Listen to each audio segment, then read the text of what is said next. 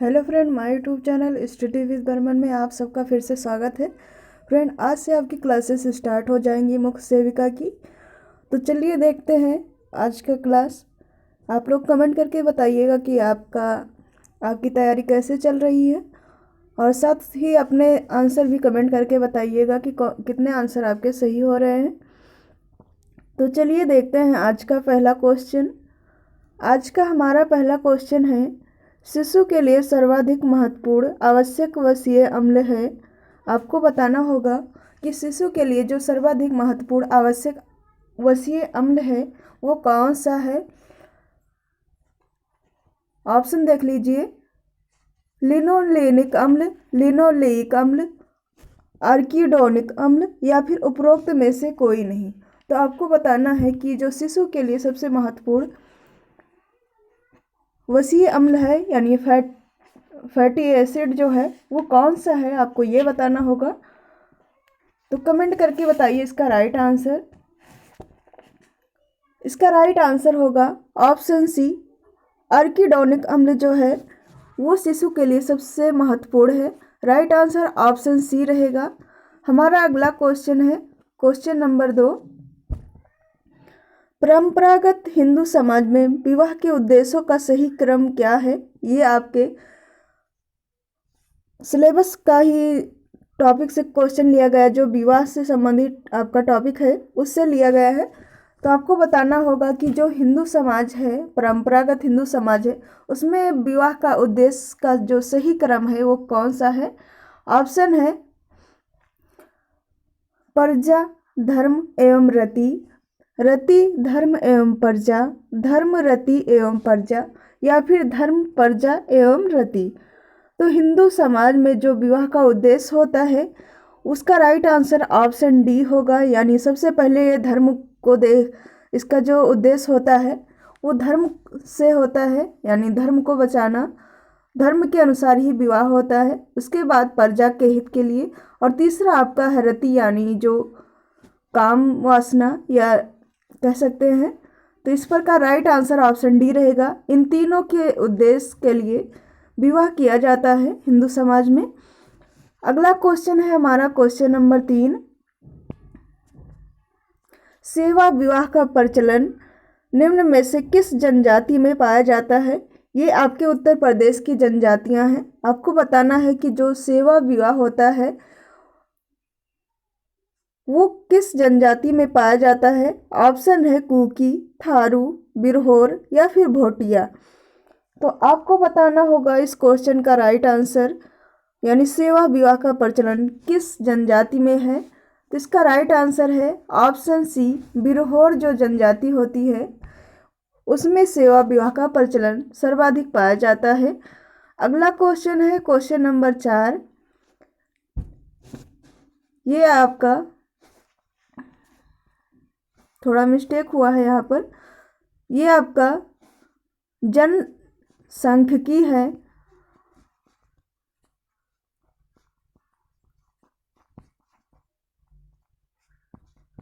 ये वाली जनसांख्यिकी है। जो जनसांख्यिकी के संक्रमण सिद्धांत हैं उनके अनुसार जनसंख्या वृद्धि कितने स्तरों से गुजरती है, यानी जनसंख्या वृद्धि भी आपका एक महत्वपूर्ण कारक है।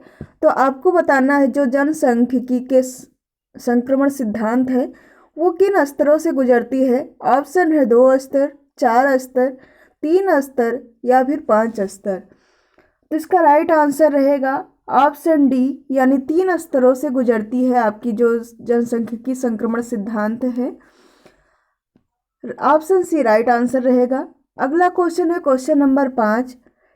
विश्व जनसंख्या दिवस कब मनाया जाता है। सबसे इजी क्वेश्चन है, लेकिन आपके लिए काफ़ी इंपॉर्टेंट क्वेश्चन है। आपके जीके, जीएस, करंट अफेयर, ये सभी जगह आपको क्वेश्चन मिल जाता है। करंट अफेयर में काफ़ी पूछा जाता है, तो इसको भी ध्यान रखिएगा। ऑप्शन है 10 जुलाई, 11 जुलाई, 29 जुलाई या फिर 24 जुलाई। लगभग ये क्वेश्चन हमने 2 से 3 बार रिपीट किया है, लेकिन आज फिर आपके लिए लाए हैं। आगे आपके लिए कंटिन्यू अच्छे से अच्छे क्वेश्चन लाएंगे जो आपके एग्जाम के लिए महत्वपूर्ण होंगे। तो इस क्वेश्चन का राइट आंसर आप लोग कमेंट करके बता दीजिए, क्योंकि बहुत ही सरल क्वेश्चन है और आपके लिए काफ़ी इंपॉर्टेंट है। राइट आंसर ऑप्शन बी, यानी 11 जुलाई को विश्व जनसंख्या दिवस मनाया जाता है। और आपको ये ध्यान रखना होगा कि हर बार थीम होती है एक जनसंख्या दिवस पर, तो आपको वो थीम को भी ध्यान में रखना होगा। अगले क्लास में हम आपको बता देंगे कि आपकी 2022 जनसंख्या दिवस की थीम क्या थी। अगला क्वेश्चन हमारा क्वेश्चन नंबर 6, सती प्रथा को में अवैध घोषित किया गया था। आपको बताना है कि जो सती प्रथा है वो किस सन में अवैध घोषित किया गया था। ऑप्शन है 1829, 1832, 1843 या फिर 1859।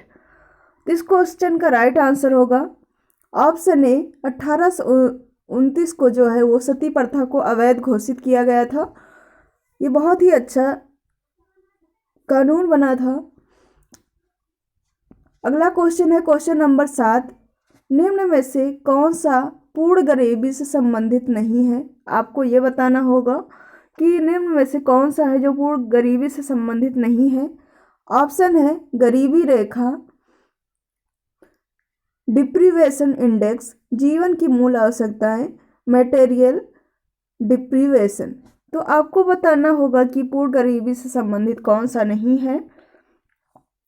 इस क्वेश्चन का राइट आंसर है ऑप्शन बी, डिप्रीवेशन इंडेक्स जो है वो पूर्ण गरीबी से संबंधित नहीं है, बाकी सारी चीज़ें आती हैं इसमें।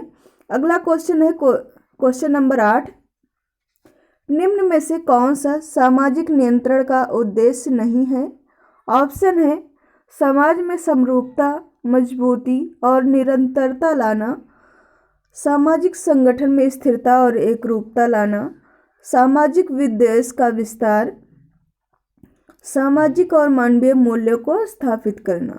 तो आपको बताना होगा कि सामाजिक नियंत्रण का कौन सा उद्देश्य नहीं है। तो इस क्वेश्चन का राइट आंसर होगा सामाजिक विद्वेष का विस्तार जो है वो सामाजिक नियंत्रण का उद्देश्य नहीं है, बाकी सारी चीज़ें जो हैं आपको जितने भी ऑप्शन दिखाई दे रहे हैं, ऑप्शन ए, बी और डी, ये सामाजिक नियंत्रण के उद्देश्य हैं, जबकि आपका ऑप्शन सी जो है ये नहीं है। अगला क्वेश्चन है क्वेश्चन नंबर 9, निम्नलिखित में से कौन सा सामाजिक परिवर्तन मानव प्रसन्नता पर बल देता है। आपको बताना है कि कौन सा सामाजिक परिवर्तन जो है वो मानव प्रसन्नता पर बल देता है। ऑप्शन है उच्च विकास सिद्धांत, चक्रीय सिद्धांत, वर्ग संघर्ष या फिर प्रगति। इस क्वेश्चन का राइट आंसर होगा ऑप्शन डी, यानी प्रगति जो है मानव प्रसन्नता पर बल देता है। अगला क्वेश्चन है क्वेश्चन नंबर 10, निम्नलिखित में से कौन एक मादक द्रव्य व्यसन का प्रभाव नहीं है। ये क्वेश्चन हमने आगे जो पहले क्लासेस कराई हैं उनमें रिपीट किया था, आज फिर से रिपीट है। आगे नेक्स्ट जो क्वेश्चन होंगे वो सम्मिलित करेंगे। तो आपको बताना होगा कि जो मादक द्रव्य व्यसन है वो एक प्रभाव नहीं है, वो कौन सा है। अपराध में वृद्धि, स्वास्थ्य पर बुरा प्रभाव, पारिवारिक विघटन को प्रोत्साहन, शिक्षा का विकास। तो मादक द्रव्य का सेवन करने से कौन सा प्रभाव नहीं होता है, आपको इसमें ये बताना होगा। तो इस क्वेश्चन का राइट आंसर है ऑप्शन डी, शिक्षा का विकास जो है वो प्रभाव नहीं है, बाकी सारी चीज़ें हैं। अगला क्वेश्चन है क्वेश्चन नंबर 11, ये आपका बहुत ही अच्छा क्वेश्चन है। आपको बताना होगा कि प्रसव पीड़ा कराने वाला हार्मोन कौन सा है, यानी जब लेबर के टाइम कौन सा जो हार्मोन्स है वो प्रसव को प्रेरित करता है, आपको ये बताना होगा। यहाँ पर रहेगा, आपको बताना होगा प्रोजेस्टेरॉन, एस्ट्रोजन, ए और बी दोनों, या फिर ऑक्सीटोसिन। तो आपको बताना ये सारे तीनों हार्मोन्स हैं, आपको बताना है कौन सा हार्मोन जो है वो प्रसव पीड़ा यानी लेबर को बढ़ाता है। तो इसका राइट आंसर होगा ऑप्शन डी, यानी ऑक्सीटोसिन जो है वो प्रसव पीड़ा को बढ़ाता है, ये आपकी गर्भावस्था को बनाए रखता है। प्रोजेस्टेरॉन जो है वो आपकी गर्भावस्था को बनाए रखता है। अगला क्वेश्चन है हमारा क्वेश्चन नंबर 12, कार्पस ल्यूटियम द्वारा स्रावित हार्मोन है। आपको बताना होगा कि कार्पस ल्यूटियम जो एक लेयर होती है वो आपको बताना है कि उससे कौन सा हार्मोन स्रावित होता है। ऑप्शन है ऑक्सीटोसिन, एस्ट्रोजन, प्रोजेस्टेरॉन या फिर रिलैक्सिन। तो इस क्वेश्चन का राइट आंसर रहेगा ऑप्शन सी, यानी प्रोजेस्टेरॉन जो है, जो गर्भावस्था को बनाए रखता है, वो आपके कार्पस ल्यूटियम द्वारा ही स्रावित होता है। ये गर्भावस्था को धारण करने से लेकर डिलीवरी के टाइम तक ये कार्य करता रहता है। और जो जैसे कि आप ऊपर ही हमने क्वेश्चन में बताया कि आपका जो प्रसव पीड़ा को प्रेरित करता है वो आपका ऑक्सीटोसिन करता है। तो उस टाइम ये काम, इसका काम शुरू हो जाता है, वहाँ तक इसका काम होता है। यानी जैसे गर्भावस्था आरंभ होता है और गर्भावस्था को बनाए रखता है 9 मंथ तक, तो वहाँ तक ये काम करता है। लेकिन डिलीवरी के टाइम पर जो है वो आपका ऑक्सीटोसिन प्रभावित हो जाता है, यानी काम करने लगता है। अगला क्वेश्चन है क्वेश्चन नंबर 13। फैलोपियन ट्यूब का कार्य है, ऑप्शन है एस्ट्रोजन एवं प्रोजेस्टेरॉन, भ्रूण को रास्ता प्रदान करना, निषेचन करना या फिर भ्रूण का विकास। यहाँ पर थोड़ा ऑप्शन यहाँ पर रहेगा एस्ट्रोजन एवं प्रोजेस्टेरॉन का स्रावण करना, यानी ये दोनों हार्मोन्स हैं, तो इनका स्रावण करना या भ्रूण को रास्ता प्रदान करना, निषेचन होना या फिर भ्रूण का विकास होना। तो आपको पता है, ऐसे नॉर्मल तो पता ही होगा कि जो आपका फैलोपियन ट्यूब है वो क्या कार्य करता है। तो इस क्वेश्चन का राइट आंसर रहेगा ऑप्शन सी,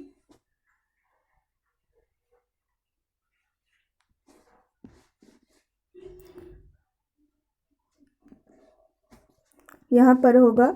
अगला क्वेश्चन है क्वेश्चन नंबर 14। निम्न में से टॉडलर में पाई जाने वाली सामान्य व्यावहारिक समस्या है। ये आपकी टॉडलर एक अवस्था है। आपको बताना है कि टॉडलर, यहाँ पे ये सारे इस क्वेश्चन का ऑप्शन तो दिया हुआ है, इसके साथ आपको ये एक कमेंट करके बताना होगा कि टॉडलर जो है वो किस से किस उम्र के बच्चों को कहा जाता है। आप कमेंट करके ज़रूर बताइएगा। तो यहाँ पर पूछा जा रहा है कि निम्न में से टॉडलर में पाई जाने वाली सामान्य व्यावहारिक समस्या है। आपको बताना है वो कौन सी सामान्य व्यावहारिक समस्या है। उदरशूल, विरह पीड़ा, तो ये तो होगी नहीं। उग्र स्वभाव, भूख दमन। आपको 3 में से बताना होगा कि जो टॉडलर होते हैं उनमें कौन सी व्यावहारिक समस्या पाई जाती है सामान्य। तो इसका राइट आंसर रहेगा उग्र स्वभाव। ये इस अवस्था में जो है बहुत ज़्यादा इनका उग्र स्वभाव होता है। अगला और अंतिम क्वेश्चन है आज के क्लास का।